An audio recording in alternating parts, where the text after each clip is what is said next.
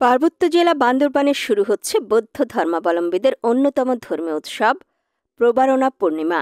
উৎসবকে ঘিরে বান্দরবান জেলা জুড়ে বৌদ্ধ পরিবারগুলোতে বইছে আনন্দের বন্যা। প্রবারণা পূর্ণিমাকে বর্ণিল করে তুলতে প্রতি বছরের মতো এবারও বান্দরবান জেলায় আয়োজন করা হয়েছে নানান কর্মসূচি। উৎসব উদযাপন পরিষদের আয়োজনে বান্দরবানে 5 অক্টোবর বিকেল থেকে 7 অক্টোবর সন্ধ্যা পর্যন্ত চলবে নাটক ও সাংস্কৃতিক অনুষ্ঠান, ফানুস উৎসর্গ, মহামঙ্গল রথযাত্রা টানা, পিঠা তৈরি সহ নানা ধর্মীয় আয়োজন। এদিকে এই আয়োজনকে সুন্দর ও সার্থক করে তুলতে শিল্পী, কারিগর ও আয়োজকরা পার করছেন ব্যস্ত সময়। মঙ্গল রথ কারিগররা জানান, 2 সপ্তাহ ধরে বাঁশ ও কাঠ দিয়ে রথ তৈরি করা হচ্ছে।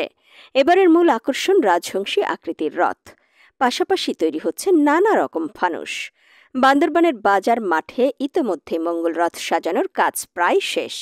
বান্দরবানের প্রবারণা উৎসব উদযাপন পরিষদের সভাপতি জনুমং মার্মা জানান, প্রবারণা উপলক্ষে সার্বিক প্রস্তুতি প্রায় সম্পন্ন। এই আয়োজনকে পালন করতে ইতোমধ্যেই বিভিন্ন পাড়ায় সাজ সাজ রব। পাড়ার শিশু থেকে বয়োবৃদ্ধরা তৈরি হচ্ছে প্রবারণার এই আয়োজনে অংশগ্রহণ করতে।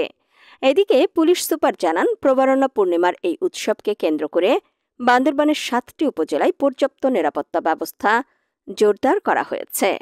শান্তি ও সম্প্রীতির জেলা হিসেবে বান্দরবান সুপরিচিত। যে কোনো আয়োজন উৎসবকে কেন্দ্র করে বান্দরবানে প্রচুর দর্শনার্থী এবং পর্যটকদের আগমন ঘটে, আর তাদের সার্বিক নিরাপত্তায় সর্বোচ্চ নিরাপত্তা ব্যবস্থা জোরদার করা হয়েছে।